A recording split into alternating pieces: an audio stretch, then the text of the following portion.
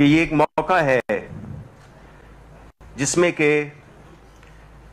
ہم نے اپنے آپ کو اپنے ماضی کے ساتھ جوڑنا ہے کہ یہ ملک، اس کا قیام کیوں کر وجود میں آیا، اور وہ لوگ جنہوں نے اس ملک کی تخلیق میں ایک بنیادی سوچ رکھی، جو کہ علامہ اقبال کے الہ آباد کے خطبے سے پتہ چلتی ہے، اور وہ تھی کہ اس ملک کی بنانے کی ضرورت اس لیے محسوس ہوئی بیکاز علامہ اقبال یہ سمجھتے تھے کہ متحدہ ہندوستان میں، اس وقت کے متحدہ ہندوستان میں مسلمانوں کی کیا، ان کا مستقبل کیا ہو سکتا ہے، ان کا سیاسی مستقبل کیا ہو سکتا ہے، ان کا ثقافتی مستقبل کیا ہو سکتا ہے۔ ان کی دو نکات جو کہ اس خطبے کا ایک نچوڑ ہیں، وہ تھا کہ اپنی سیاست اور اپنی ثقافت۔ اب جغرافیائی طور پہ تو ہم نے اس ملک کو حاصل کر لیا، لیکن نظریاتی طور پہ ہم ان اصولوں پہ اپنی عمارت کھڑی نہیں کر سکے۔ ہمیں اپنے جو بنیادی رکن تھے ان سے ہمیں جوڑنا ہوگا، اور اس جوڑنے کے لیے ہماری خوش قسمتی یہ ہوئی کہ پاکستان تحریک انصاف، جس کا وجود 1996 میں آیا، لیڈرشپ نے، عمران خان کی لیڈرشپ میں، انہوں نے ایاک نعبد و ایاک نستعین کی بنیاد پہ اپنی جماعت کی بنیاد رکھی، اور اپنے آپ کو اس سفر پہ گامزن کیا جس سے کہ اس ملک کو حاصل کرنے کے لیے جو بنیادی ہدف تھے ان کو حاصل کرنا مقصود تھا۔ انہوں نے آ کر رائٹ اور لیفٹ کی سیاست کو سائڈ پہ کر کے رائٹ اینڈ رانگ کی سیاست کو شروع کیا۔ یہی بیانیہ جو کہ ہم لے کے چل رہے ہیں آج، ایک وہ بیانیہ ہے جس میں کہ ہم یہ سمجھتے ہیں کہ جو سیاست کا مقصد ہے وہ فلاحی ریاست قائم کرنا ہے، دوسری طرف وہ سیاست ہے جس میں کہ ذاتی مفادات کا حصول ہے۔ ہم یہ سمجھتے ہیں کہ پاکستان کا جو مستقبل ہے وہ اسی سے جڑا ہوا ہے کہ ہم اس ملک کے بنیادی مقاصد کو اپنا ہدف بنائیں، ہم وہ ریاست بنائیں جس میں کہ عوام کی خدمت پہلی ترجیح ہو۔ اور اس سلسلے میں جو پرائم منسٹر عمران خان کا ویژن ہے وہ یہ ہے، چونکہ وہ بنیادی طور پہ خود غریب پرور، اس ملک سے سنسیئر اور ایک ہارڈ ورکنگ محنتی شخصیت ہیں، اور ان کی جو بنیادی سوچ ہے وہ اس پہ مبنی ہے کہ اس ملک کو کس طرح سے آگے بڑھایا جائے، کس طرح سے اس ملک میں احتساب ہو، انصاف ہو، میرٹ ہو، اور کس طرح سے ہم اس اپنی جو حکومت ہے اس کو ہم کس طرح سے ایک فلاحی ریاست، جس کی انسپریشن ریاست مدینہ سے لی گئی، جس کے بنیادی ستون رحم، احساس اور انصاف ہیں، ان اہداف کا حصول ممکن ہوا جب 2018 میں ہماری حکومت آئی، اور ہماری جو بھی پالیسیز تھیں وہ اسی فلسفی کے تحت تھیں، چاہے وہ ہماری دفاعی، معاشی، ثقافتی، جتنی بھی ہماری پالیسیز تھیں وہ بنیادی طور پر اسی سوچ کے گرد گھومتی تھیں۔ اب ہم یہ سمجھتے ہیں کہ عوام نے جو یہ نیریٹو ہے جس میں کہ بجائے ملک کی خدمت کرنے کے اپنے مفادات کو ترجیح دینا سیاست کو ایک پیشہ بنا دیا گیا تھا، اس سے اب عوام نے ریجیکٹ کر دیا ہے۔ آپ جانتے ہیں کہ آج کل کے دور میں ہماری وزارت کے کانٹیکسٹ میں ہمارا چیلنج صرف یہ نہیں ہے کہ ہم حکومت کی پالیسیز اور جو بھی ہم نے اچیومنٹس کیے ہیں اس کی تشہیر کی جائے، بلکہ ہم نے دونوں محاذوں پہ، اندرونی اور بیرونی دونوں محاذوں پہ ہم نے لڑنا ہے۔ اور اس سچویشن میں ہماری وزارت اطلاعات کا جو رول ہے وہ بہت زیادہ اہم ہو جاتا ہے۔ 5th جنریشن وار آپ سب جانتے ہیں کہ وہ اس وقت چل رہی ہے۔ ہمارے دشمن ہر طرح کا نقصان ہمیں پہنچانا چاہتے ہیں، ہماری اکانومی کو ڈسٹروائے کرنا چاہتے ہیں، ہماری جو ملک میں ہے نا امیدی اور افراتفری پھیلانا چاہتے ہیں۔ اس چیلنج کو نپٹنے کے لیے ہم یہ سمجھتے ہیں کہ ہماری وزارت اطلاعات پرائم منسٹر عمران خان کی قیادت میں اس جنگ کا بھرپور مقابلہ کرے گی، اور آپ جیسے ساتھی، اب آپ جانتے ہیں کہ یہ دور ایک ایسا دور ہے، سوشل میڈیا کا دور ہے، ڈیجیٹل میڈیا کا دور ہے، جس میں کہ ہر پاکستانی صحافی بن چکا ہے۔ ابھی ہم نے یہ جنگ پورے ملک کے لیول پہ لڑنی ہے۔ یہ صرف آپ کا فرض نہیں، اس ملک میں ہر وہ شہری، ہر وہ صحافی، ہر وہ وزیر اسی جنگ میں ہمارا شریک ہوگا، اور ہم یہ سمجھتے ہیں کہ ہماری جو یہ جنگ ہے وہ انشاءاللہ ہمیں کامیاب کرے گی، اور ہم اس کے ساتھ بحیثیت قوم کوئی سیاسی تقسیم کے علاوہ ہم کوئی بھی اس میں تقسیم نہیں چاہیں گے، اور چاہیں گے کہ ہم بحیثیت قوم اس جنگ کا مقابلہ کریں۔ آج آپ کو میرے ساتھی منسٹرز اپنی رسپیکٹو منسٹریز کے بارے میں بتائیں گے، اور آپ کو بتائیں گے کہ جن چیلنجز کا ہمیں سامنا تھا جب ہمیں حکومت ملی تو وہ کیا چیلنجز تھے، اس سے ہمیں کس طرح ہم نے پہلے اس پہ عبور حاصل کیا، اور اب ہم ایک ایسے سٹیج پہ آ گئے ہیں جس میں کہ جو سخت وقت تھا وہ کافی جدوجہد کے بعد ہم نے اس پہ قابو پایا، اور اب جتنی بھی خاص طور پہ پچھلے ہفتے کی جتنی بھی ڈیولپمنٹس ہیں وہ ساری مثبت ڈیولپمنٹس ہیں، جس کا تذکرہ کریں گے ابھی ہمارے ساتھی۔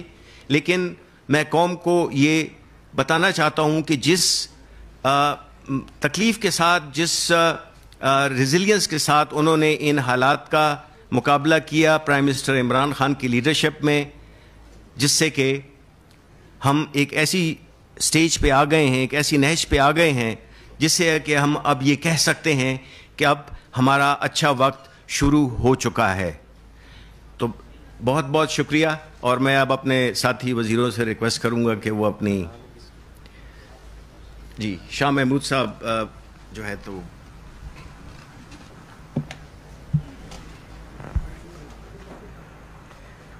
شکریہ شبلی فراز صاحب۔ خواتین و حضرات، مختصر وقت میں آپ کے سامنے جو خارجہ امور میں جو ہمارا ایک شفٹ دکھائی دے رہا ہے آپ کی خدمت میں پیش کرنا چاہوں گا۔ ہم جب فارن پالیسی میں اپنی اچیومنٹس کو دیکھنا چاہیں گے تو ہمیں ذہن نشین کرنا ہوگا کہ جو ہمارا دائمی حریف ہے اس کا آبجیکٹو کیا تھا، اس کے مقاصد کیا تھے، اور ہم نے کیا حاصل کرنے کی کوشش کی ہے۔ مختصر وقت میں صرف میں 4 چیزیں آپ کے سامنے رکھنا چاہوں گا، اور یہ عرض کرنا چاہوں گا کہ ہندوستان کی ایک سٹیٹڈ پالیسی رہی ہے کہ پاکستان کو ڈپلومیٹک آئسولیشن کی طرف دھکیلا جائے، تنہائی کی طرف، سفارتی تنہائی کی طرف، اور ہماری کوشش رہی ہے کہ ہم پاکستان کی ایفیکٹو ریپرزنٹیشن کریں، کیونکہ آپ نے دیکھا کہ پچھلے 5 سالوں میں سابقہ حکومت کا بیشتر عرصہ ایسا تھا کہ آپ کے ملک کا وزیر خارجہ ہی نہ تھا، تو بہت سے آپ کے جو نقطہ نظر ہے فورمز پر وہ پیش نہیں کیا جاتا تھا۔ تو ایک dramatic shift can be seen from diplomatic isolation to effective representation, اور اس کی 4 میں چیزیں آپ کے سامنے پیش کرنا چاہوں گا۔ پہلا ہمارا آبجیکٹو تھا کہ ہمارے جو درینہ تعلقات ہیں، ہمارے دوست ہیں، ان رشتوں کو ہم دوبارہ ری وائٹلائز کریں، اور نئی انڈرسٹینڈنگ جو ہیں ہم فوج الائنس جو کہتے ہیں انڈرسٹینڈنگس کو فوج کریں۔ اس میں آپ نے دیکھا جہاں تک ڈپلومیٹک آئسولیشن کی ان کی کوشش تھی ہندوستان کی، انہیں ناکامی ہوئی، پاکستان کو کامیابی ہوئی، اور آج اگر آپ ساؤتھ ایشیا میں دیکھیں کہ پاکستان نہیں، جتنی ممبر سٹیٹس ہیں وہ ہندوستان کے جو ایکسپینشنسٹ ڈیزائنز ہیں اس پر انہیں معترض ہیں۔ پاکستان تو کہتا ہی رہا، لیکن آج جس شد و مد سے چین ہندوستان کے ایکسپینشنسٹ اور ڈیزائنز کو کوشچن کر رہا ہے، چیلنج کر رہا ہے، اور سٹینڈ آف آپ نے دیکھا لداخ میں، وہ آپ کے سامنے ہے۔ نیپال آج جس طرح جو بالکل ان کے پہلو میں تھا، جس طرح آج ان کو کوشچن کر رہا ہے، ان کی پارلیمنٹ کے ریزولوشن آپ کے سامنے آئے ہیں، آپ کے سامنے ہے۔ بنگلہ دیش جو ہمیشہ ان کے کیمپ میں تصور کیا جا رہا تھا، اور جب سے یہ سٹیزن امینڈمنٹ ایکٹ آیا ہے، NRC آئی ہے، اور جب سے انہوں نے کہا کہ بنگالیوں کو دیمک سے تشبیہ دی ہے، تو آپ نے دیکھا کہ ایک سرد مہری وہاں نمایاں دکھائی دے رہی ہے۔ تو ساؤتھ ایشیا جس سے وہ ہمیں آئسولیٹ کرنا چاہ رہا تھا، آج ہندوستان کو ایک نئی نظر سے دیکھ رہے ہیں۔ ہم نے جو ہمارے درینہ تعلقات تھے ان کو ایک نیا رخ دینے کی کوشش کیا۔ مثال کے طور پہ چین آپ کا ایک دوست، آزمایا ہوا دوست، آپ کی ان کے ساتھ ایک اسٹریٹجک پارٹنرشپ رہی ہے، عرصہ دراز سے رہی ہے۔ ہم نے کوشش کی ہے کہ اپنے نئے حالات کو سامنے رکھتے ہوئے اس اسٹریٹجک پارٹنرشپ کو ایک نیا جو ایک اکنامک پارٹنرشپ میں کنورٹ کریں، from a strategic relationship to an economic partnership, کیونکہ ہم سمجھتے ہیں کہ ہمارا ایک شیئرڈ آبجیکٹو ہے۔ میری رائے میں دنیا بدل رہی ہے، اور پوسٹ کووڈ آپ دیکھیں گے کہ دنیا میں جو آپ فلکس دیکھ رہے ہیں آج، وہ ایک آپ کو واضح پیٹرن ایمرج کرتا ہوا دکھائی دے گا۔ اس کی کچھ شروعات آپ کے سامنے آ چکی ہیں، تو اس کے اندر ہم نے دیکھنا ہے کہ پاکستان اور چین کے جو درینہ تعلقات ہیں ان کو مزید مستحکم کیسے کرنا ہے، اور اس شیئرڈ آبجیکٹو کو آگے لے کے کیسے چلنا ہے۔ اور اس کی ایک زندہ مثال CPEC 2 ہے۔ اس میں واضح ہم نے ہدف طے کیے ہیں، جس میں انڈسٹریل ریلوکیشن ایک ہے، ایگریکلچرل پروڈکٹیوٹی انہانسمنٹ دوسری چیز ہے، پاورٹی ایلیویشن تیسری ہے، اور ہیومن ریسورس ڈیولپمنٹ چوتھی ہے۔ پھر آپ دیکھیں ترکی کے ساتھ بھی آپ کے درینہ تعلقات، بہت عمدہ تعلقات، لیکن ترکی کے ساتھ وزیر اعظم جب وہاں تشریف لے گئے، اسد عمر صاحب تشریف فرما ہیں، تو وہاں لنچ کی ٹیبل پر ایک فیصلہ ہوا کہ ہمارا ایک نیا इकोनॉमिक और फाइनेंशियल अरेंजमेंट, एक फ्रेमवर्क उनके साथ तय होना चाहिए जिससे ट्रेड और इन्वेस्टमेंट्स को प्रमोट किया जाए, वो एक हकीकत बन चुका है। इसके साथ साथ आप देखें, यूरोपियन यूनियन आपका बहुत बड़ा ट्रेडिंग पार्टनर है। आज उसके साथ आपने एक नया स्ट्रेटेजिक एंगेजमेंट प्लान जो है, एक दूरस्थ, उसको साइन किया है, और ये इन 2 सालों में हुआ है। उसके बाद अफ्रीका, एक बहुत बड़ा कॉन्टिनेंट, 1.3 अरब की आबादी, बेपनाह मार्केट, हमारी इस पर तवज्जो नहीं थी। हमने इंगेज अफ्रीका इनिशिएटिव लॉन्च किया फॉरेन ऑफिस में, प्राइम मिनिस्टर साहब ने इसको इनॉग्रेट किया, सदर साहब भी तशरीफ लाए, और उससे मकसद ये था कि अफ्रीका की मार्केट में हम अपना इकोनॉमिक फुटप्रिंट कैसे बढ़ाएं। ताल्लुकात बहुत अच्छे थे, उनकी जो इंडिपेंडेंस मूवमेंट्स में पाकिस्तान का जो किरदार है वो उसको तस्लीम करते हैं। तो अब हमने देखा कि इकोनॉमिक डिप्लोमेसी से हम किस तरह वो अपना इकोनॉमिक जो प्रिंट है, फुटप्रिंट, वो बढ़ाएं। नए मिशंस खोले जा रहे हैं और कुछ को अपग्रेड किया जा रहा है। ट्रेड और इन्वेस्टमेंट जो वहाँ हमारे ऑफिसर्स हैं उनको तैनात किया जा रहा है, कई इलाकों से शिफ्ट करके अफ्रीका की तरफ मोड़ा गया है।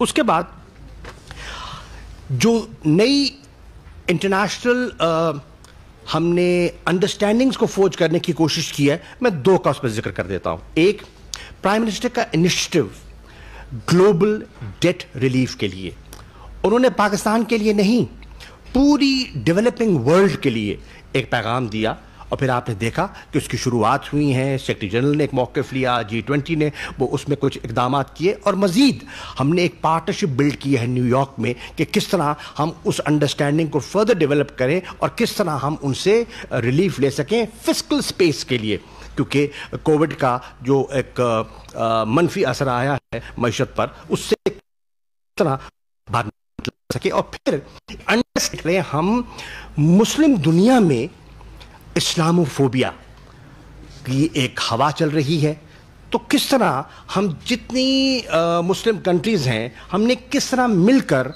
इस्लामोफोबिया का मुकाबला करना है, और यूएन की साइडलाइंस पर इमरान खान साहब ने इस चीज़ को उजागर किया। दूसरी चीज़ है हमारा अफ़गानिस्तान का पीस इनिशिएटिव।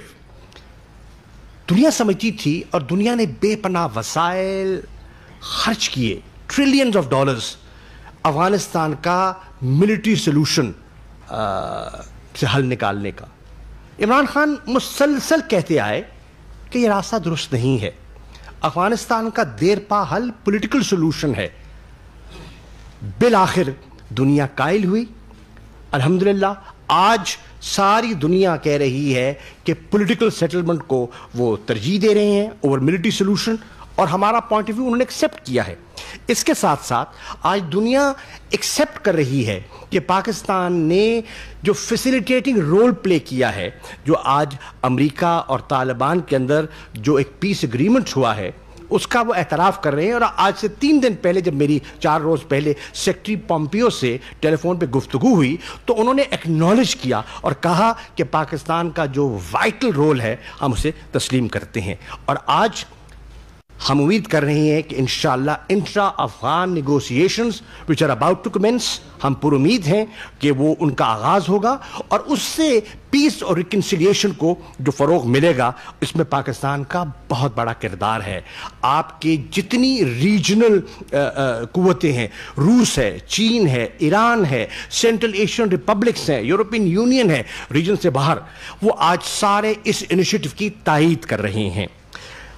आप मत भूलिए कि जब हम हुकूमत में आए थे तो चंद माह पहले अमेरिका की तरफ से एक एशिया स्ट्रैटेजी का अनाउंस की गई थी, जिसमें पाकिस्तान को कहा गया था कि we are part of the problem.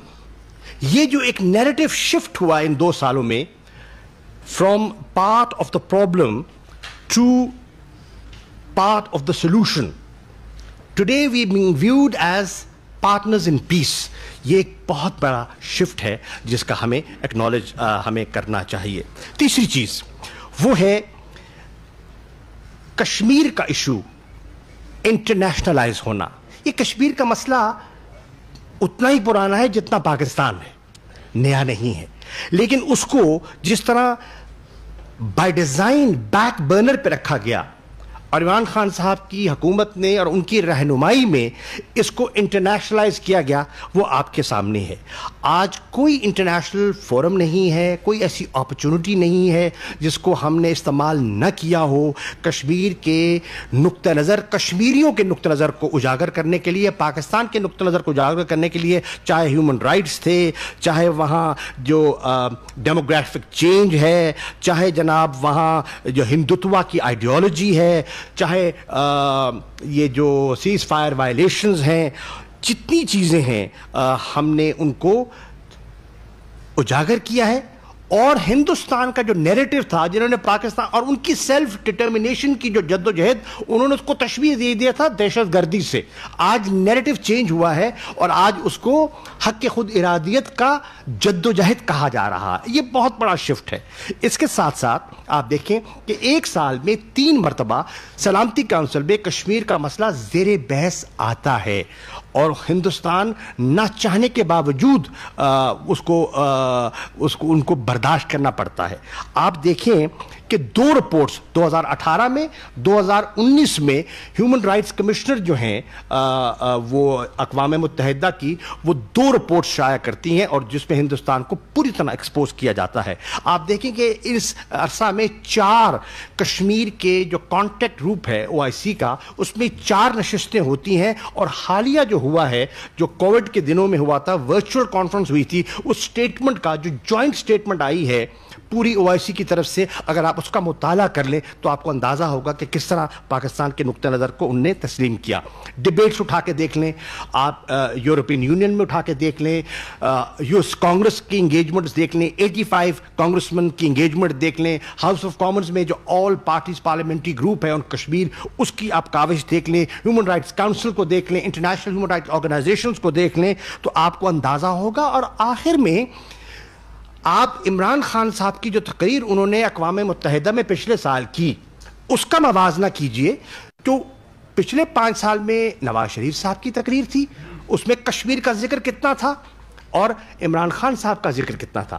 اس سے پچھلے دور میں زرداری صاحب کی تقریر جو اقوام متحدہ کی جنرل اسمبلی میں کی تھی، اس سے موازنہ کیجئے تو پھر آپ کو اندازہ ہوگا کہ فرق کیا ہے۔ میں آخری پوائنٹ جو عرض کرنا چاہتا ہوں اور وہ ہے انسٹیٹیوشنل ریفارمز۔ ہم نے کچھ انسٹیٹیوشنل ریفارمز کیے ہیں دفتر خارجہ میں، مثال کے طور پہ فارن منسٹرز ایڈوائزری کاؤنسل۔ اس کی مقصد کیا ہے؟ اس کا مقصد یہ ہے کہ اکیڈیمیا سے، تھنک ٹینک سے ہمیں فریش انپٹ ملے اور جو سیزنڈ ڈپلومیٹس ہیں جس کے پاس انسٹیٹیوشنل میموری ہے انہیں بھی انگیج کیا جائے۔ Crisis management 24/7 crisis management unit جو ہے نیا فورن آفس میں بنایا گیا اور اس کی ہماری جو اوورسیز پاکستانیز کی منسٹری ہے اور ہمارا جو NCOC کا ایک کوآرڈینیٹڈ ایفرٹ سے 478 فلائٹس کے ذریعے 2,14,000 پاکستانی جو سٹرینڈڈ تھے ان کو واپس لایا گیا۔ خیال تھا کہ وہاں پتھراؤ ہو جائے گا، شیشے ٹوٹ جائیں گے، ایمبیسیز پہ حملہ ہو جائے گا، الحمدللہ ایسا کچھ نہیں ہوا۔ اس کے ساتھ ساتھ پبلک ڈپلومیسی کا انیشیٹو ہم نے لانچ کیا ہے۔ ابھی آنر کیا گیا ہے ان 86 پاکستانیوں کو جنہوں نے 79 ممالک میں کووڈ-19 میں اپنی سوسائٹیز میں کنٹریبیوٹ کیا اور پاکستان کے امیج کو انہانس کیا۔ اسٹریٹجک کمیونیکیشن ڈویژن ایک نیا فورن آفس میں بنایا گیا ہے تاکہ آپ کے نیریٹو کو پروجیکٹ کیا جائے۔ اس کے ساتھ ساتھ میں عرض کرتا چلوں کہ foreign service academy, state of the art foreign service academy نہ صرف بنائی گئی ہے، اس کا نیا کریکولم ترتیب دیا گیا ہے، اس کو شفٹ کر دیا گیا ہے into the old Chinese embassy, وہ ہمیں گفٹ کی گئی اور یہ اربوں روپے کی جائیداد ہے جو فورن آفس کی جائیداد میں ایسٹ میں اضافہ ہوا ہے۔ یہاں سے تو اربوں روپے غائب ہوئے، یا اربوں روپے کا اضافہ ہوا۔ اور پھر انسٹیٹیوشن جو ہے ریجنل افیئرز کا، اس کو اوور ہال کیا جا رہا ہے اور اس کو نئے پریمیسز میں منتقل کیا گیا ہے۔ ای ویزا فیسلٹی اور آخر میں FM ڈائریکٹ، یہ ایک ایپ میں نے بنائی ہے اور جتنے فورن آفس کے آفیسز ہیں وہ ڈائریکٹ میرے ساتھ اس ایپ کے ذریعے رابطہ کر سکتے ہیں، جونیئر سینئر جس کانٹیننٹ میں بھی ہیں، اور ان کے پاس کوئی آئیڈیاز ہیں، کوئی انپٹ ہے تو ڈائریکٹ مجھے مل سکتا ہے بیوروکریٹک ریڈ ٹیپ کو کاٹ کے۔ These were some of the initiatives جو ہم نے لیے ہیں۔ شکریہ۔ اب جی میں درخواست کروں گا ہمارے حفیظ شیخ صاحب جو ہمارے ایڈوائزر ہیں آن فائنینس. بسم اللہ الرحمن الرحیم. میں آپ سب کا شکر گزار ہوں کہ آپ یہاں آئے ہیں.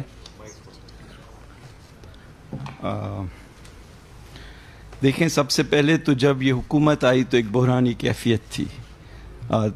بیرونی اور اندرونی جو خسارے تھے وہ تاریخ کی سب سے بڑی سطح پر تھے، اور پچھلے 5 سال جو گزرے تھے اس میں ایکسپورٹس کی جو گروتھ ریٹ تھی وہ 0 رہی تھی، اور 20 بلین کا کرنٹ اکاؤنٹ ڈیفیسٹ تھا، اور ہمارے جو فارن ایکسچینج کے ریزروز تھے وہ پچھلے 1 سال میں آدھے ہو چکے تھے، اور ہمیں ڈیفالٹ کا خطرہ تھا. تو پہلی چیز جو ہم نے کرنی تھی وہ یہ تھی کہ ملک کو کیسے ڈیفالٹ سے بچایا جائے اور کس طرح اس بحران سے فوری طور پہ نپٹا جائے، کیونکہ جو بنیادی وجہ ہماری جو اس بحران کی تھی وہ یہ کہ ہمارے پاس ایک ڈالرز کا کرائسس تھا.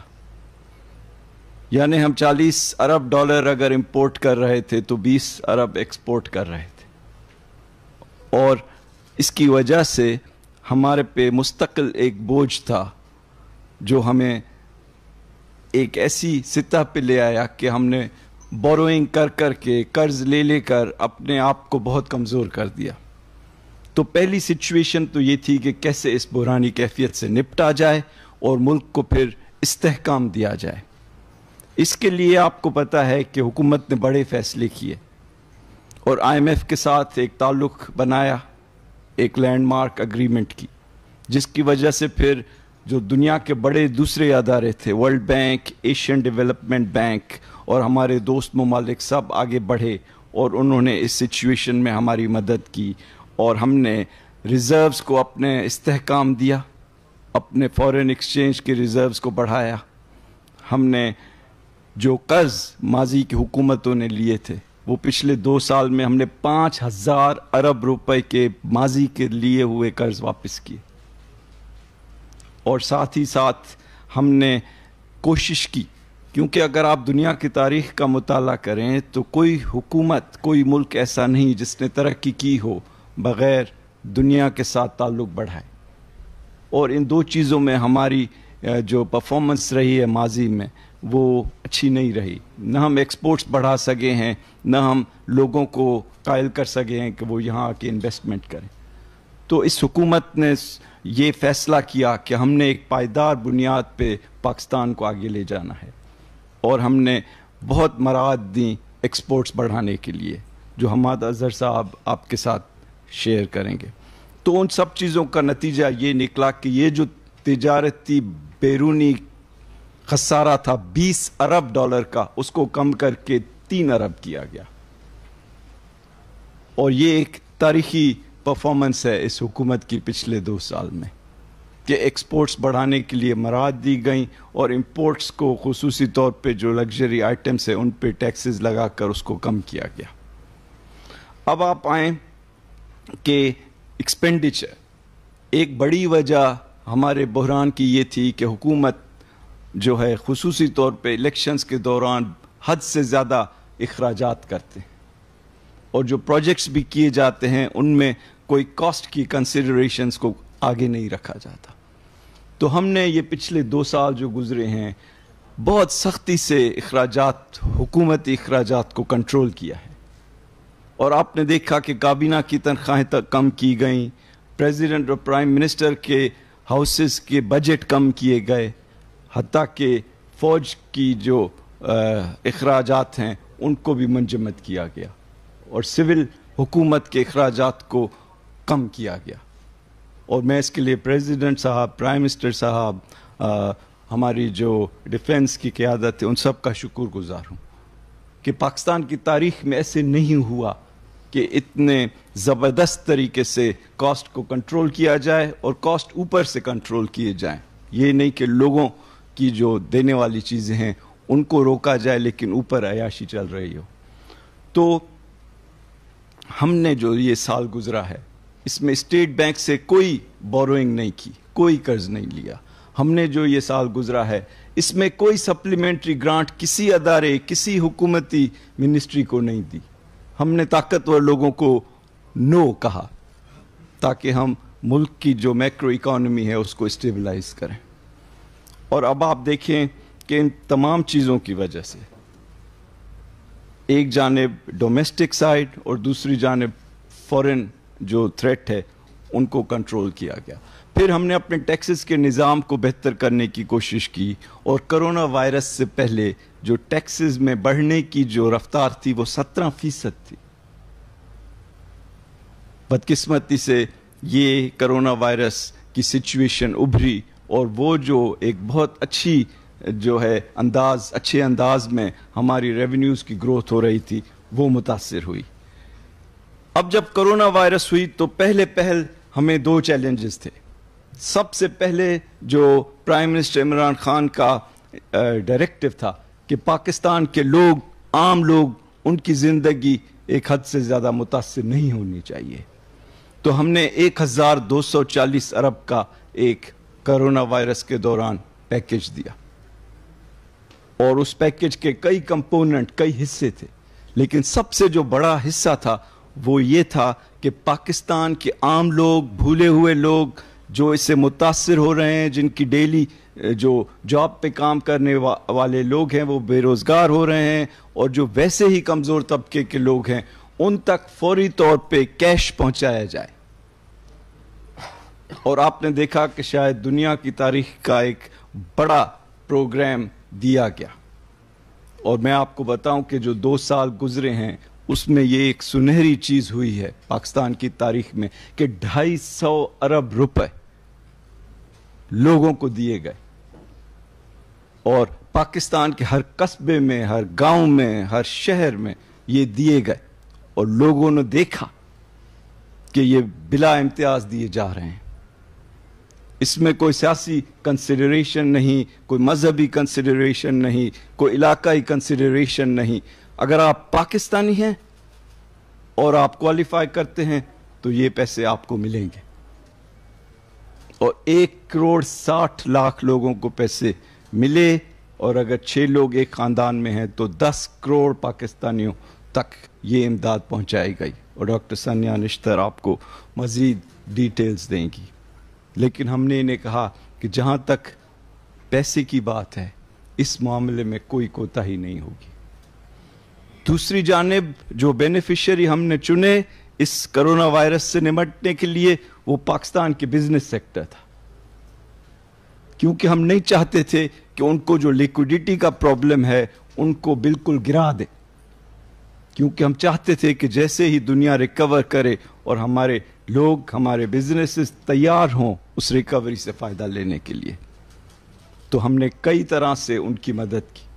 ان کو بہت سستے لون دیے گئے کہ وہ اپنے لوگوں کو جو ان کے مزدور ہیں ان کو دیں تاکہ ان کو بے روزگاری کی مصیبت نہیں سہنی پڑے. ہم نے ان کے جو قرضے جب ڈیو ہوئے تو وہ 1 سال مؤخر کر دیے.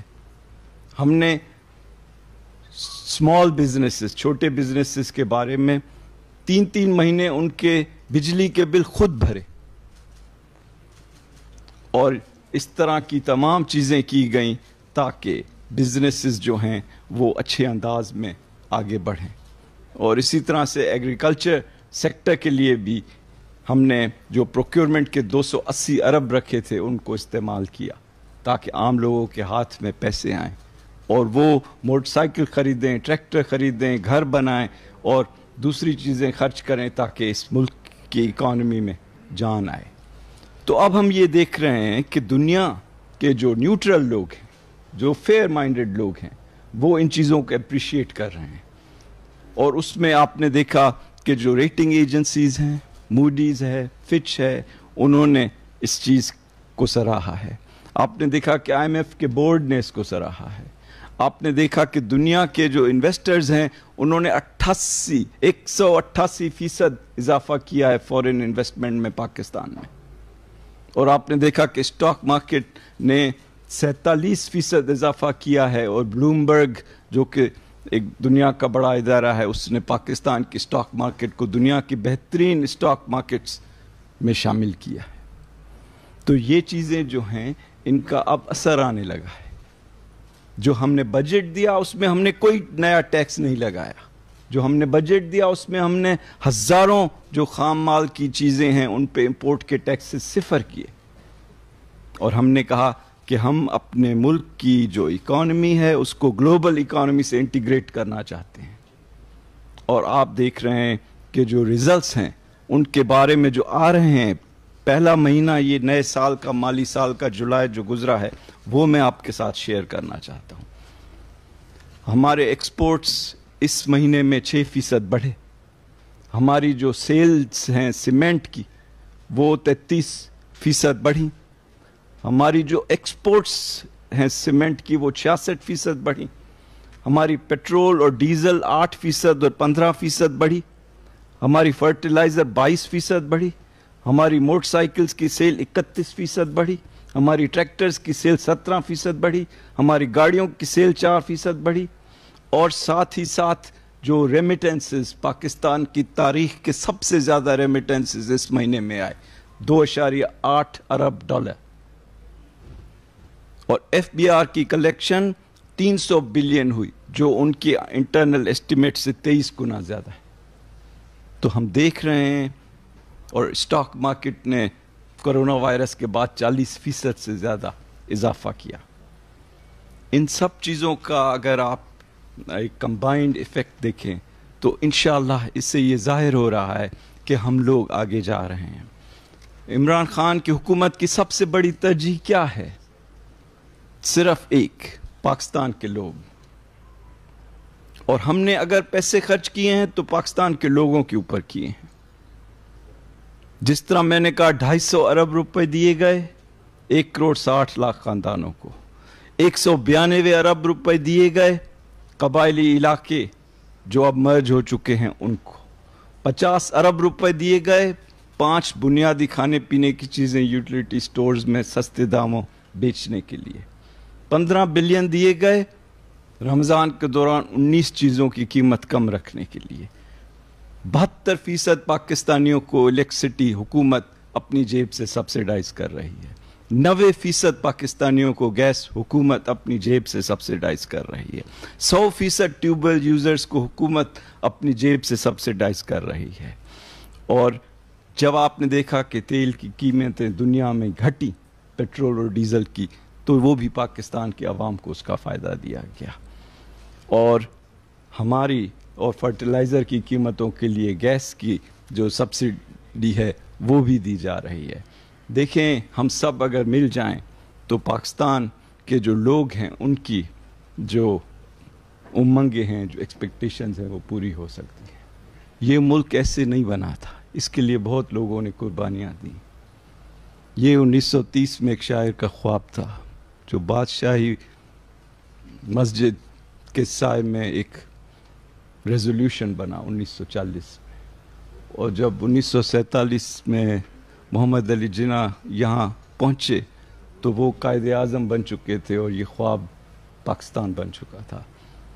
اب ہمیں موقع ہے کہ ہم ایک ایسے لیڈر کے ساتھ مل کر وہ چیزیں کریں جس کے لوگ منتظر ہیں. اور انشاءاللہ تعالی یہ پالیسیز برقرار رہیں گی اور ابھی جو اچھے اثرات سامنے آئے ہیں ان کو اور پائیدار بنانے کے لیے کوشش کی جائے گی. Thank you. شکریہ حفیظ صاحب. میں اب ریکویسٹ کروں گا عمار نظر صاحب سے، اور وقت چونکہ بہت کم ہے تو میری ریکویسٹ ہوگی کہ مختصر اس میں اگر آپ وہ بیان کر سکیں، کیونکہ ابھی 2 اسپیکرز اور بھی ہیں. بسم اللہ الرحمن الرحیم. میں کوشش کروں گا کہ کوئی ریپیٹیشن نہ ہو اور 2-3 منٹ میں صنعت کے حوالے سے بات کر لوں. سب سے پہلے کووڈ کے حوالے سے بہت ضروری تھا کہ کووڈ میں ساری دنیا کی انڈسٹری اور کاروبار ڈسٹریس میں جا رہے تھے. پاکستان نے ایک فرق راستہ اپنایا. ہم نے سپلائی چینز کو اور سپلائی روٹس کو مکمل طور پہ بحال رکھا، اور تھرو آؤٹ دا کووڈ کے جو اسمارٹ لاک ڈاؤنز یا بلینکٹ لاک ڈاؤن سے کسی قسم کی شارٹیج کسی بھی پروڈکٹ کی نہیں آنے دی. اس کی وجہ یہ تھی کہ بر وقت اسینشیل انڈسٹریز کو کھولا گیا، اور بر وقت ہم نے جو اپنی کنسٹرکشن کے فیزز میں کھولا اور مارکیٹس کو کھولا، اور ہم میڈیکل کی جو سپلائی روٹ ہے اس کو بھی ہم نے کھولا. اور آج الحمدللہ ہمارے ملک میں جب کووڈ کا سلسلہ یہ پورے اپنے عروج پہ تھا تو کسی قسم کی سپلائی چینز کے اندر کسی قسم کی ہمیں ڈسرپشن نہیں نظر آئی. ہم نے اسی دوران کاروباروں کے لیے جو ریلیف دی، ریلیفز کا ذکر آلریڈی کر چکے ہیں کہ اسٹیٹ بینک کی ری اسکیجولنگ، پے رول فائنینسنگ تھی. 30 لاکھ 35 لاکھ چھوٹے کاروبار جو تھے ان کے 3 ماہ کے بجلی کے بل معاف کر کے ان تک بھی ہم نے اپنی جو ریلیف ہے وہ پہنچائی. تو پاکستان کے اکثریت جو کاروبار تھے ان تک یہ ریلیف پہنچی. ٹیکس فری بجٹ دیا گیا. یہ نہ صرف کہ ٹیکس فری بجٹ تھا بلکہ اسٹیٹ بینک آف پاکستان بلکہ جو ٹیکس فری بجٹ کے علاوہ اس میں ہم نے ٹیکسز کی شرح کو کم کیا. 2 سال سے ہم انپٹس کے اوپر جو ٹیکسز ہیں انڈسٹریل انپٹس کے اوپر، ان کے اوپر کسٹمز ڈیوٹیز کو ہم کم کر رہے ہیں، اور ہزاروں پروڈکٹس ایسے ہیں جس پہ ہم کسٹم ڈیوٹی کو 0% پہ لا چکے ہیں.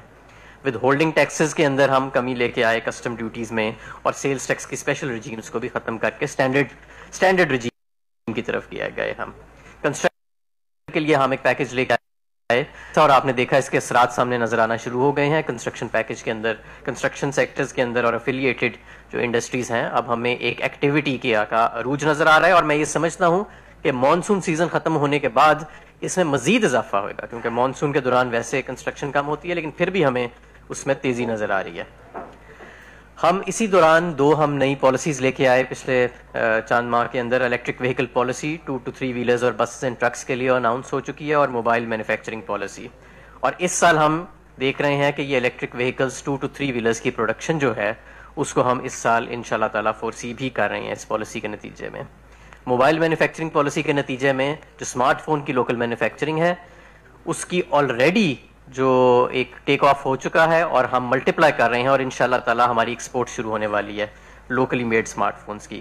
اور یہ آپ کو یاد ہوئے گا کہ پہلے سال میں ہم نے ایک ڈربس کا سکسیسفل تجربہ کیا تھا، جس سے پورے پاکستان میں جو 70% ہمارے جو ہم فون استعمال کرتے ہیں وہ اسمگلڈ ہوتے تھے، وہ ہم نے ایلیمینیٹ کر دیا ایک ٹیکنالوجیکل سولوشن کے ذریعے. اس کے بعد میں آگے آؤں گا اسٹیٹ اونڈ انٹرپرائزز کے اوپر. 5 ادارے جو ہیں جو منسٹری آف انڈسٹریز کے اندر آتے ہیں ان کو ٹرانسفر کر دیا گیا ہے، دوسرے اداروں کے اندر مرج کر دیا گیا ہے. یہ کیا گیا ہے کاسٹ سیونگز کے لیے اور بیٹر مینجمنٹ کے لیے. اور اس میں پاکستان مشین ٹول فیکٹری، انار Petrotex limited, department of explosives, institute of engineering and fertilizer اور institute of engineering and technology شامل ہے. اور باقی اداروں کو بھی انہی لائنز کے اوپر ہم جو انسٹیٹیوشنل ریفارمز کی وزیر اعظم کی کمیٹی ہے ان کے ریکمنڈیشنز کے مطابق کر رہے ہیں. کئی ایسے سیکٹرز تھے جن کو سد خانے میں چھوڑ دیا گیا تھا کئی سالوں کے لیے. اس میں سے پاکستان اسٹیل بھی ایک ایسا ادارہ ہے کہ 35 ارب کے پچھلے 5 سال میں دے دیے گئے تنخواہیں دے دی گئیں، 80 ارب کے بیل آؤٹس دے دیے گئے، منافع سے نقصان میں چلی گئی پچھلے 10-12 سال میں، اور 236 ارب کے قرضوں پہ کھڑی ہے. تو اس کے اوپر جو بڑے فیصلے کرنے والے تھے ان کو حکومت نے آپ نے دیکھا کہ ہیڈ آن لیا ہے، اور ہم اب پرائیویٹائزیشن کمیشن کے ساتھ کام کر رہے ہیں کہ تیزی سے اس کو اب ہم ایک جوائنٹ اسٹیک ہولڈر کو ہم اس کے اندر لے کے آئیں. ایک طرف حکومت ہوئے گی اور ساتھ ہمارا ایک جوائنٹ اسٹیک ہولڈر جو ہے وہ انشاءاللہ پرائیویٹ سیکٹر کا ہوئے گا. اور جو بھی اس کے ایڈمنسٹریٹو مسائل ہیں، انٹرنل مسائل ہیں، اس سے پہلے اس کو ہم حل کر رہے ہیں. فرٹیلائزر سیکٹر کے اندر بھی ہمیں بہت زیادہ تیزی نظر آ رہی ہے. فرٹیلائزر سیکٹر کا اتنی تیزی ہے کہ ہمیں 2 چھوٹے پلانٹس جو ہیں ہم نے اس سال آپریشنلائز کیے ہیں فرٹیلائزر کی اپنے کسانوں کے لیے جو مانگ ہے اس کو پوری کرنے کے لیے، اور قیمتوں کے اندر ایک مناسب اسٹیبلٹی رکھنے کے لیے. اس سال جو فرٹیلائزر کے 2 پلانٹ ہم نے آپریشنلائز کیے ہیں ان کا جو ویریبل کنٹریبیوشن مارجن ہے وہ 294 روپے بیگ سے کم کر کے اس سال ہم 186 روپے بیگ پہ لے کے آئے ہیں. یعنی کہ یہ 30 سے 35% کی کمی، اور اس سے اربوں روپے کا حکومت پاکستان کو فائدہ ہوا ہے. پاکستان میں پہلی مرتبہ شوگر کارٹل کے اگینسٹ وزیر اعظم نے نوٹس لیا، اور ان کارٹلز کے اگینسٹ ہم نے نہ صرف نوٹس لیا، ایک شوگر انکوائری کی رپورٹ بنی، مرتب ہوئی، اور ایک شوگر انکوائری کمیشن سامنے بیٹھا اور اس نے ایک رپورٹ دی. اور اب ہم شوگر ریفارم کمیٹی جو ہے وہ وزیر اعظم جو ہیں اس کا ایک کانسٹیٹیوٹ کر چکے ہیں جو تیزی سے اپنا کام جو ہے وہ جاری کری، اور ہم انشاءاللہ تعالیٰ 1 ماہ کے اندر اندر اپنی سفارشات سامنے لے کے آئیں گے. آخر میں ابھی موجودہ صورتحال کیا ہے صنعت کی، کچھ اس کا بتایا حفیظ شیخ صاحب نے بھی. سیمنٹ کی سیلز جو ہیں وہ جولائی 2019 میں جولائی 2020 کے مقابلے میں 41% زیادہ ہیں. اس میں ایکسپورٹس کا بھی عمل ہے، دخل ہے، اور لوکل سیلز بھی. فرٹیلائزر کی سیلز یوریا کی جولائی 2020 میں پچھلے سال کے مقابلے میں 22% زیادہ ہیں. ڈی اے پی کی سیلز 29% زیادہ ہیں. آٹو موبائل انڈسٹری جولائی 2020 میں 27% زیادہ آٹوموبیل کی سیلز ہیں compare to July 2019. Foreign direct investment ہمارے ملک میں پچھلا جو فسکل ایئر ختم ہوا فائنینشیل ایئر تو $2,561 ملین تھی, جو کہ پچھلے 11 سال کی سیکنڈ ہائیسٹ سطح پہ ہے, اور کووڈ کے شروع ہونے سے پہلے مارچ تک یہ پچھلے 11 سالوں کی سب سے زیادہ ہائیسٹ سطح پہ جا رہی تھی. ایکسپورٹ گروتھ جو کووڈ کے آنے سے پہلے آپ کو یاد ہوئے گا فروری میں ہم 14% ان ڈالر ٹرمز گروتھ میں تھے.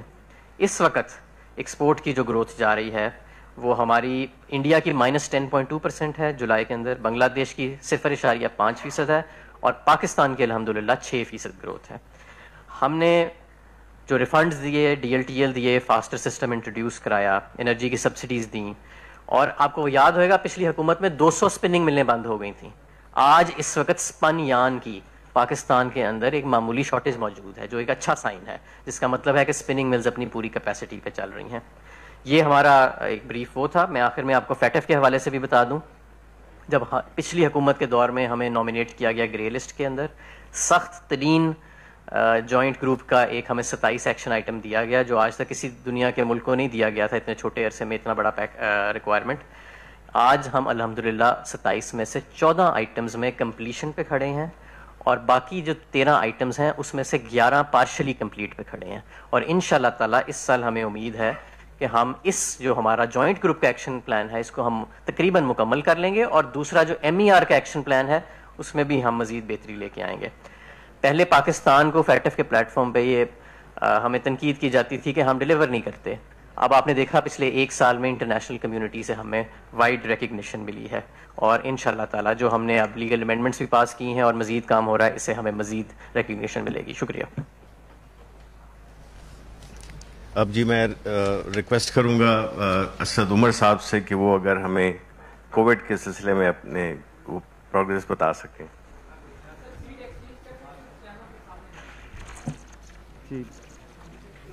بسم اللہ الرحمن الرحیم. جی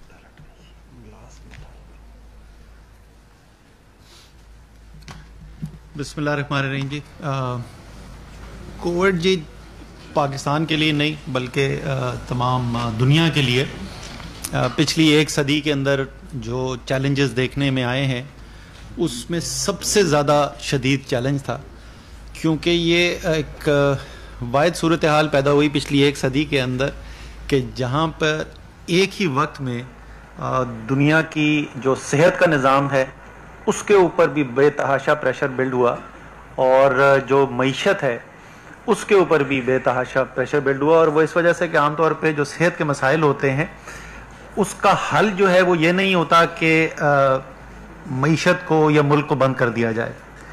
یہ ایک یونیک چیلنج تھا اسپینش فلو کے بعد جو تمام دنیا کے اندر پھیلا, اور اس چیلنج کی وجہ سے جو ڈسٹرکشن دیکھنے کو ملی ہے صحت کے پہلو سے بھی اور معیشت کے پہلو سے بھی وہ انپریسیڈنٹڈ ہے. جو دوسری سمائی سال کی کیلنڈر ایئر کی ختم ہوئی ہے اس کے اندر امریکہ میں GDP جو ہے وہ 30% شرنک کی ہے, UK کے اندر 20% شرنک کی ہے.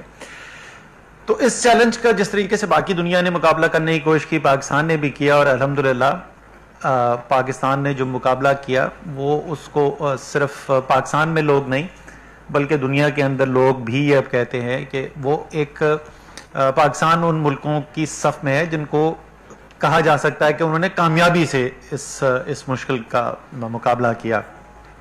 بل گیٹ صاحب نے اپنی ٹاک کے اندر پاکستان اور بھارت کا موازنہ کیا, پاکستان کی مثال دی ان ممالک کے اندر جنہوں نے بہتر مقابلہ کیا ہے, بھارت جہاں پہ پریشانی بہت زیادہ ہے. یونائٹڈ نیشنز جنرل اسمبلی کے پریزیڈنٹ الیکٹ آئے تھے فارن منسٹر صاحب کے ساتھ جب تھے, تو وہاں پر بھی انہوں نے اس بات کا ذکر کیا کہ پاکستان جو ہے اس سے دنیا والے سیکھ سکتے ہیں. وال اسٹریٹ جرنل جو پاکستان کے بارے میں عام طور پہ کوئی بہت اچھی خبریں نہیں چھاپتا, انہوں نے کہا کہ کورونا کے اندر دنیا میں ایک برائٹ سپاٹ ہے پاکستان. سو یہ ہوا کیسے, کیا ہوا اور کیسے ہوا, اس کی بالکل کوئکلی اگر میں بتاؤں. پہلے تو کیا اچیو کیا گیا جی, جو جیسے میں نے کہا دو اس کے مختلف پہلو تھے. ایک یہ کہ جس طریقے سے آپ اس کو ہینڈل کرتے ہیں تو صحت کے نظام کے اوپر اور لوگوں کی جو زندگی ہے اور صحت ہے اس کے اوپر کیا اثر ہوتا ہے. ہم اب کئی ماہ گزر چکے ہیں وبا سے ڈیل کرتے ہوئے. اس وقت کی صورتحال اگر میں آپ کو بتاؤں تو پچھلے 2 ہفتے کے اندر ہی صرف اگر ہم نظر ڈال کے دیکھیں تو ہمارے خطے میں ارد گرد کیا ہو رہا ہے, کیونکہ کئی باتیں کی جاتی ہیں. کوئی کہتا ہے موسم کی وجہ سے ہے, کوئی کہتا ہے اس علاقے کے لوگ جو رہنے والے ہیں ان کے اندر کوئی خاص مدافعت ہے, کوئی کہتے ہیں کہ وہ BCG کے انجیکشن جنہوں نے لگتے ہیں. یہ تمام چیزیں جو مشترک ہیں اسی خطے کے اندر. اس وقت صورتحال پچھلے 2 ہفتے کے اندر یہ ہے کہ اگر آبادی کے تناسب سے ہم دیکھیں تو بنگلہ دیش میں پاکستان سے 4 گنا زیادہ اموات ہو رہی ہیں. 5-7% کا فرق نہیں ہے, 4 گنا زیادہ اموات ہو رہی ہیں. بھارت کے اندر اسی 2 ہفتے کے اندر پاکستان سے 12 گنا زیادہ اموات ہو رہی ہیں, اور ایران میں پاکستان سے 20 گنا زیادہ اموات ہو رہی ہیں. تو یہ جو فرق ہے وہ بہت ہی ایک واضح اس وقت تفریق نظر آتی ہے کہ اس خطے کے اندر پاکستان میں کیا صورتحال ہے اور باقی کیا ہے. اور اس کو ظاہر ہے صحت کے اگر صرف ہم خیال رکھیں اور اس کو ملک کو بند کر دیں تو معیشت پہ بہت منفی اثر پڑتا ہے. تو معیشت کی سائڈ پہ کیا ہوا اس کو بالکل اگر ایک ہی میں آپ کو مثال دے دوں اسی سے آپ کو اندازہ ہو جائے گا. باقی کچھ تفصیل پہلے بھی بتائی جا چکی ہے کہ مارچ سے جولائی کا عرصہ جو ہے, کیونکہ فروری کے آخر میں اس خطے کے اندر کیسز آنا شروع ہوئے, تو میں کمپیریزن دیکھ رہا تھا کہ مارچ سے جولائی بنگلہ دیش کی, پاکستان کی اور بھارت کی ایکسپورٹس جو ہیں ان میں کیا ہوا پچھلے سال کی نسبت. تو بنگلہ دیش کے اندر جو ایکسپورٹس ہیں وہ پچھلے سال سے 31% ان میں کمی واقع ہوئی, بھارت کے اندر 33% کمی واقع ہوئی اور پاکستان میں 20% کمی واقع ہوئی. یعنی 1/3 کم نقصان ہوا ہمارا بنسبت بھارت اور بنگلہ دیش کے. اور ہم نے یہ دیکھا جو ابھی ہم نے جائزہ لیا کہ معیشت پہ بھی کم نقصان ہوا اور صحت کے لحاظ سے بھی الحمدللہ اللہ تعالیٰ نے بہت کرم کیا اور بہت بہتر حالات ہیں. تو اب سوال یہ کہ یہ کیوں ہوا, اور 3 چیزیں میرے خیال میں اگر اس کو, اور وہ بڑی بنیادی چیزیں ہیں. یہ پوری 2 سال کی تحریک انصاف کی جو حکومت رہی ہے, عمران خان کی جو حکومت رہی ہے, اس کا اگر آپ جائزہ لیں گے تو یہ جو 2 یا 3 چیزیں ہیں وہ اس کے اندر بڑی بنیادی ستون کے طور پر نظر آتی ہیں اور بہت ان کے اوپر بات بھی کی جاتی ہے. پہلی تو جو عمران خان کا ویژن ہے بالکل واضح ان کے ذہن میں, کوئی شک نہیں ہے, کوئی ابہام نہیں ہے ان کے اندر کہ حکومت کا کام جو ہے وہ ملک کے جو کمزور ترین طبقات ہیں ان کی مدد کرنا ہے. پاکستان میں اور میں کہوں گا پاکستان جیسے ممالک کے اندر جہاں جمہوریت انسٹیٹیوشنز کمزور ہوتے ہیں وہاں پہ اشرافیہ کا کنٹرول ہوتا ہے فیصلہ سازی کے اوپر, اور زیادہ تر فیصلے کیے جاتے ہیں چند لوگوں کی, چند خاندانوں کی بہتری کے لیے. عمران خان بالکل واضح ہیں اور ان کے تمام جتنے بھی اقدامات ہوتے ہیں وہ اس کے اندر آپ کو یہ نظر آتا ہے. اسی لیے اس کے اندر بھی جب پہلے دن جس وقت پاکستان کے تمام لیڈرز کھڑے ہو کے لاک ڈاؤن کا مطالبہ کر رہے تھے, جہاں کوئی کسی کو فکر یہ نہیں تھی کہ سب کا اگر روزگار چھن جائے گا تو ان کی زندگی کیسے گزرے گی, اور ایک بہت بڑا حصہ میڈیا کا بھی یہی مطالبہ کر رہا تھا. اور اس کی وجہ یہ نہیں کہ وہ میڈیا والے جو ہیں وہ کوئی تحریک انصاف کے ساتھ کوئی دشمنی کی بنیاد پہ کر رہے تھے. ہم جس معاشرے کے حصہ ہیں, جو پولیٹیکل لیڈرز ہیں, جو میڈیا کے اونرز ہیں, جو میڈیا کے بڑے اینکرز ہیں, ہم صاحب ثروت لوگ ہیں, اور زیادہ تر ہم میں سے جو لوگ ہیں وہ اس کا نہیں سوچتے کہ جو سب سے کمزور ہے کہ اس کے اوپر کیا گزر رہی ہوگی. لیکن عمران خان نے پہلے دن سے یہ بات کی, بڑی تنقید بھی اس کے اوپر ہوئی. تو میرے خیال میں ایک تو جو بنیادی وجہ بنی کہ ہم نے کیوں مختلف طریقے سے اس وبا کو ہینڈل کیا اور ہم نے جو ایکشنز لیے وہ ایک اس کا یہ پہلو آیا. اور اس سے جو حماد اظہر صاحب نے جیسے ذکر کیا, ہم نے جلدی فیصلے کیے, بر وقت فیصلے کیے, لوگوں کو روزگار مہیا کرنے کے جلد مواقع فراہم کیے. اور دوسرا جیسے ڈاکٹر حفیظ شیخ کہہ رہے تھے اور ابھی آپ کو ثانیہ نشتر اس کی تفصیل بتائیں گی کہ ایسا ایک ان لوگوں کی جو سب سے کمزور طبقے سے تعلق رکھتے تھے ان کی مدد کرنے کے لیے ایک ایسا پروگرام جو پاکستان میں جس کی کوئی نظیر ہی نہیں ملتی، بہت بڑے سکیل کے اوپر وہ پروگرام کیا گیا. ڈاکٹر ثانیہ نشتر نے ایک بہت ہی زبردست کام کیا، جتنا ان کو خراج عقیدت پیش کی جائے وہ کم ہے. ڈاکٹر حفیظ شیخ نے فائنانس منسٹر ہوتے ہوئے میں آپ کو اس بات کی گواہی دے سکتا ہوں کہ کبھی ایک دفعہ بھی انہوں نے یہ نہیں بات کی کہ کس طریقے سے جو بجٹ ہے، یہ جو فائنینسنگ ہے، وہ آڑے میں آئے جو مدد کرنی ہے اس کی. اور اس کے باوجود میں ان کو مبارکباد بھی دینا چاہتا ہوں کہ وہ جس کو بولتے ہیں اوپن دا چیک بکس، اس کے باوجود جو ہے وہ فسکل ڈیفیسٹ جو ہے وہ بھی کنٹرول کرنے میں کامیاب ہوا. جو IMF کا ایسٹیمیٹ تھا اسے بہت کم ہمارا فسکل ڈیفیسٹ ختم ہوا. دوسری بات جو ہے، اور یہ بہت بڑی تنقید ہوتی ہے تحریک انصاف کی گورنمنٹ کے اوپر، یہ ایک لفظ انہوں نے شروع کر دیا ہے انکمپیٹنٹ. اب یہ میرے ساتھ بیٹھے ہوئے شاہ محمود قریشی صاحب کیمبرج یونیورسٹی، حماد اظہر صاحب سویس لنکنز ان، ڈاکٹر حفیظ شیخ ہارورڈ، ثانیہ نشتر کا مجھے نہیں پتا کہ کہاں سے انہوں نے تعلیم حاصل کی، مجھ سے بہت زیادہ پڑھی لکھی ہیں. یہ ٹیم. اور دوسرا الزام کیا ہے کہ عمران خان جو ہے وہ لوگوں کو ساتھ لے کر نہیں چل سکتے. پاکستان کے اندر جو ہے وہ فیڈرل نظام ہے اور عمران خان صاحب تو ہیں وہ تو سولو پلیئر ہیں، وہ دوسروں کو ساتھ لے کر نہیں چل سکتے. ہاں بالکل عمران خان جو ہے وہ دوسروں کو ساتھ لے کر چلنے کے لیے NRO دینے کے لیے تیار نہیں ہے اور نہ انشاءاللہ تعالی کبھی ہوں گے. لیکن جو ملک کی قوم کی ضرورت ہے اس کے اقدامات کے اندر وہ جس طریقے سے پروونشل گورنمنٹس کو، جس طریقے سے ریاست کے تمام اداروں کو ساتھ لے کر چلے اس کووڈ کے کرائسس کے اندر، اس کی بھی پاکستان کی تاریخ میں کوئی نظیر نہیں ملتی. آپ سب لوگوں نے پاکستان کے کرائسس، آپ نے زلزلے بھی کور کیے ہوئے، آپ نے فلڈ سیلاب بھی کور کیے ہوئے، اور جو مشکل حالات آتے ہیں کوئی ایک آپ کو نظیر نہیں ملے گی کہ اتنے مربوط طریقے سے تمام ریاست کے ادارے اور تمام ملک کی اکائیاں جو ہیں، تمام سیاسی اکائیاں، اور میں بار بار یاد دلاتا ہوں 4 مختلف جماعتوں کے وزرائے اعلیٰ اور آزاد کشمیر کے وزیر اعظم تھے اور ہیں، اس میں سے ایک جو ہے وہ ٹرم ختم ہو گئی گلگت بلتستان کی، اور ان کو ساتھ لے کر چلے اور فیصلے ہوئے. ایک جگہ سے مشاورت کے بعد فیصلے ہوا. ہاں شام کو 7 سے 11 بجے کے درمیان ہمیں سیاسی بیان بازی بہت سننے کو ملتی تھی، لیکن جو فیصلے تھے، سبسٹینٹیو ڈیسیشن جن کو کہتے ہیں، وہ سب مل کر کیے گئے. تو عمران خان صاحب کی حکومت نے یہ ثابت کیا کہ ملک کے فائدے میں جو کام ہے اس میں وہ سب کو ساتھ لے کر چلنے کے لیے تیار بھی ہیں اور چل سکتے بھی ہیں اور کامیابی سے چل سکتے ہیں.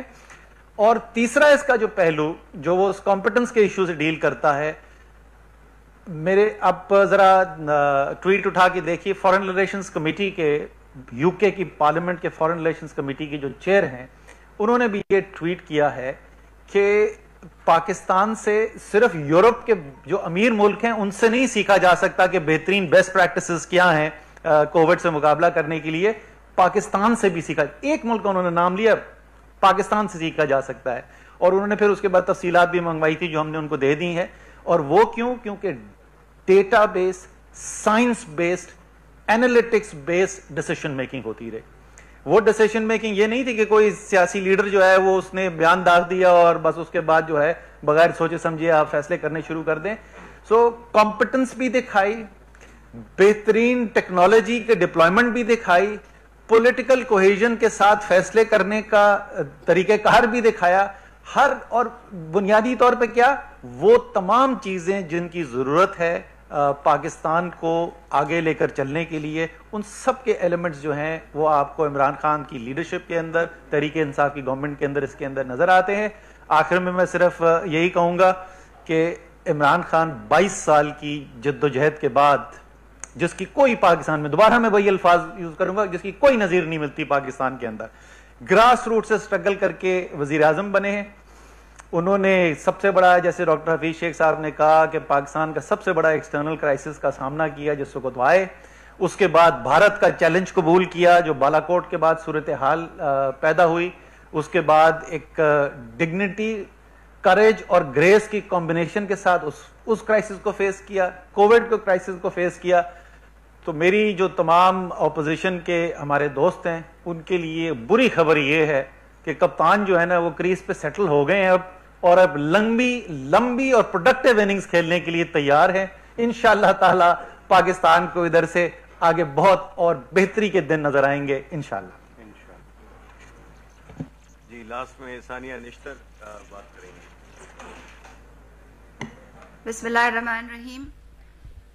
سماجی تحفظ اور تخفیف غربت کا جو ڈویژن ہے اس کو ذمہ داری دی گئی ہے احساس پروگرام پر عمل درآمد.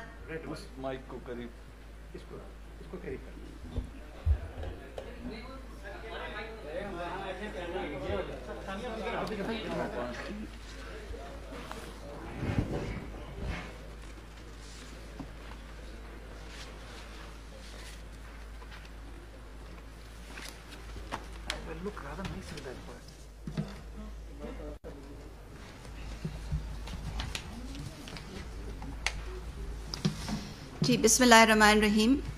سماجی تحفظ اور تخفیف غربت کا جو ڈویژن ہے اس کو ذمہ داری دی گئی ہے احساس پروگرام پر عمل درآمد کرنے کی.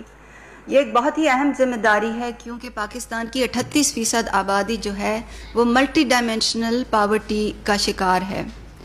احساس پروگرام پچھلے 15 ماہ پہلے اس کی منظوری ہوئی. یہ وزیر اعظم کی ریاست مدینہ کے ویژن کے مطابق اس کو بنایا گیا ہے. یہ پاکستان کی تاریخ کا سب سے بڑا سماجی تحفظ کا پروگرام ہے اور اللہ تعالیٰ کی مہربانی سے اس کو بین الاقوامی سطح پہ بہت پذیرائی مل رہی ہے. احساس پروگرام میں 140 سے زیادہ اقدامات ہیں جو کہ 34 منسٹریوں کے دائرہ کار میں آتے ہیں، مگر جو تخفیف غربت کی منسٹری کے دائرہ کار میں جو آتے ہیں اس کی پرفارمنس کے بارے میں کچھ اعداد و شمار آپ کے سامنے رکھنا چاہتی ہوں. سب سے پہلے احساس کفالت، اس کے ذریعے 70 لاکھ خاندانوں کو ماہانہ وظیفے اور بچت بینک اکاؤنٹ کی سہولت دی جاتی ہے. احساس بلا سود قرضہ ان لوگوں کے لیے ہے جو چھوٹے کاروبار کرنا چاہتے ہیں، اپنے پاؤں پہ کھڑا ہونا چاہتے ہیں.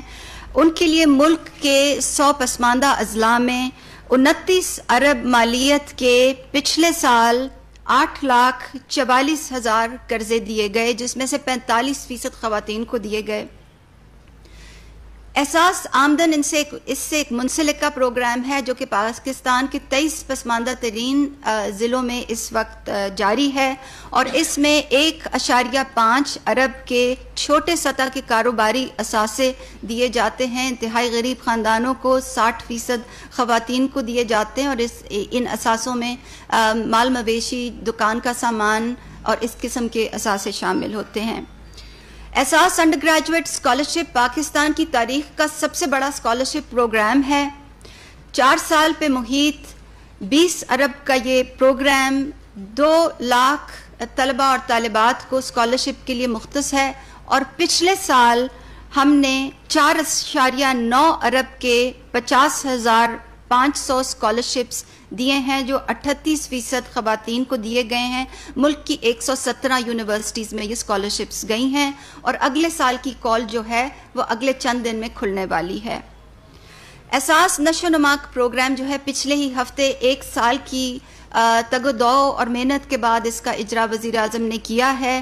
آپ کو یاد ہوگا کہ اپنی پہلی تقریر میں وزیر اعظم نے ایک سی ٹی اسکین اٹھایا تھا اور اس بات کی نشاندہی کی تھی کہ پاکستان کے کچھ علاقوں میں آدھے بچے جو ہیں وہ سٹنٹنگ کا شکار ہیں، یعنی کہ وہ خوراک کی کمی اور دیگر محرومیوں کی وجہ سے نہ تو ان کا جسم بڑھتا ہے، نہ ان کی جو ذہنی صلاحیت ہے وہ پوری طرح پنپ سکتی ہے. یہ ملکی ترقی کے لیے ایک بہت بڑا خطرہ ہے اور وزیر اعظم نے یہ وعدہ کیا تھا کہ ہم اس کے لیے اسپیشل پروگرام لے کے آئیں گے.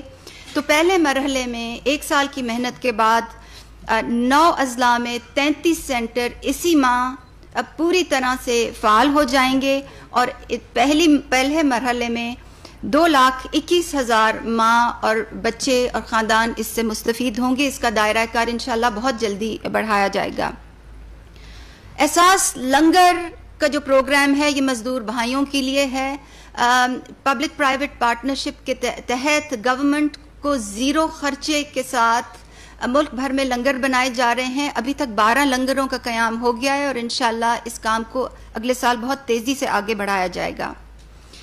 پناہ گاہ کا جو پروگرام ہے یہ وزیر اعظم کی دل کے بہت قریب ہے. یہ ان لوگوں کے لیے ہے جو کھلے آسمان تلے مزدور بھائی سڑکوں پہ فٹ پاتھوں پہ سوتے ہیں. پچھلے 70 سال سے پہلی دفعہ پاکستان کی تاریخ میں ان کے لیے 100 سے زیادہ پناہ گاہیں بنائی گئی ہیں اور وزیر اعظم کی خاص ہدایت پر ہی ان پناہ گاہوں کے سٹینڈرڈز کو بہتر کرنے کے لیے کام اب تیزی سے جاری ہے.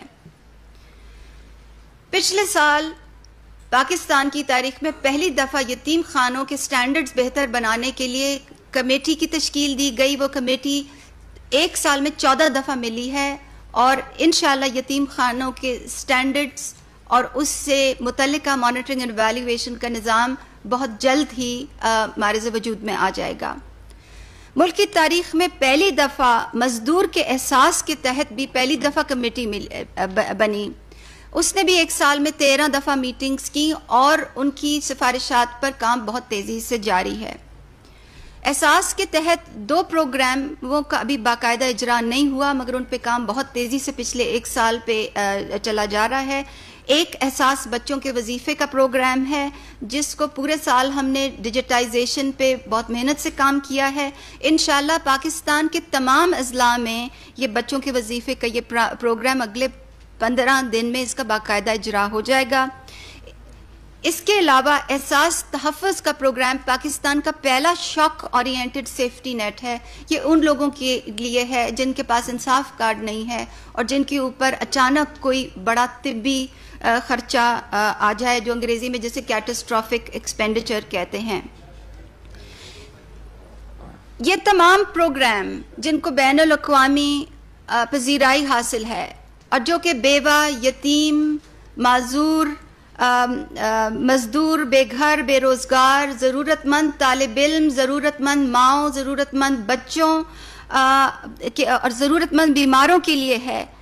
ان کے لیے ہنگامی طور پہ انتظامی ڈھانچے بنائے گئے ہیں. 27 مارچ پچھلے سال احساس پروگرام کا اجرا ہوا. اس کے ایک ہفتے بعد منسٹری بنی. ملک کی تاریخ کا سب سے بڑا بجٹ اس کے لیے مختص کیا گیا. لاہ عمل کے طریقے کنسلٹنٹس کو بڑی بڑی تنخواہیں دینے کے بغیر بنائے گئے.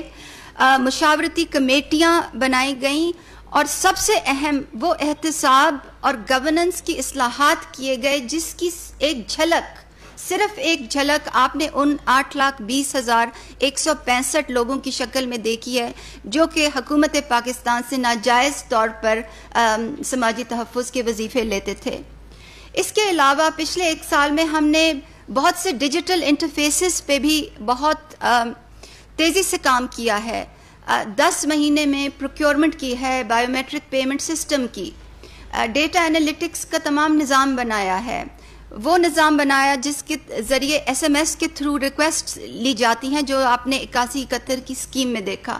اور آپ نے دیکھا کہ اس تمام محنت کے نتیجے میں یہ ممکن ہو سکا کہ احساس ایمرجنسی کیش کے ذریعے ملک کے خاندانوں کو ہم مصیبت گھڑی میں کووڈ کے تناظر میں پہنچا سکے. اس تمام محنت کا ہی نتیجہ تھا کہ یہ کام کر سکے. اور احساس پروگرام کے تمام پروگرامز کی طرح احساس ایمرجنسی کیش بھی دیانتداری سے ہوا، ایک منظم انداز میں ہوا، ایک شفاف طریقے سے ہوا اور وزیر اعظم کی خاص ہدایت پر غیر سیاسی بنیادوں پہ ہوا، جس کی جھلک آپ اس چیز میں دیکھ سکتے ہیں کہ سندھ کا آبادی کے تناسب سے تو 22% ملک میں حصہ ہے مگر ان کو احساس ایمرجنسی کیش میں 31% حصہ دیا گیا. احساس کا سفر ابھی جاری ہے، ابھی صرف 15 ماہ ہوئے ہیں. انشاءاللہ اگلے سال میں اس پر اور تیزی سے کام ہوگا کیونکہ کووڈ کے بعد ہمیں یہ معلوم ہے کہ غربت کی شرح میں زیادتی آئے گی، اس لیے احساس پہ اور تیزی سے کام ہوگا. پروگراموں کو وسعت دی جائے گی، نئے پروگرامز لائے جائیں گے. جو آن گوئنگ پروگرامز ہیں ان کو زیادہ مربوط بنایا جائے گا. ہمارا جو سروے ہے وہ انشاءاللہ سال تک اس کو ہم ختم کریں گے. اور سب سے اہم لوگوں کی احساس پروگرام تک رسائی کو یقینی بنایا جائے گا، اور اس میں آپ سب کی ہمیں بہت مدد اور معاونت درکار ہوگی۔ تو میں آج وزیر اعظم کا خاص شکریہ ادا کرنا چاہتی ہوں کہ ان کی رہنمائی کے بغیر اور ان کی سپورٹ کے بغیر نہ تو صرف یہ پروگرامز کو جلدی لانا مشکل تھا، مگر وہ بہت سخت اصلاحات بھی مشکل تھیں جو ہم نے ساتھ ساتھ کی ہیں۔ اور میں اپنے سب کابینہ کے سینئر ساتھیوں کا بھی شکریہ ادا کرنا چاہتی ہوں، کیونکہ احساس میں تمام حکومت کی نیک نیتی شامل تھی۔ آپ کا بہت توجہ کا بہت شکریہ۔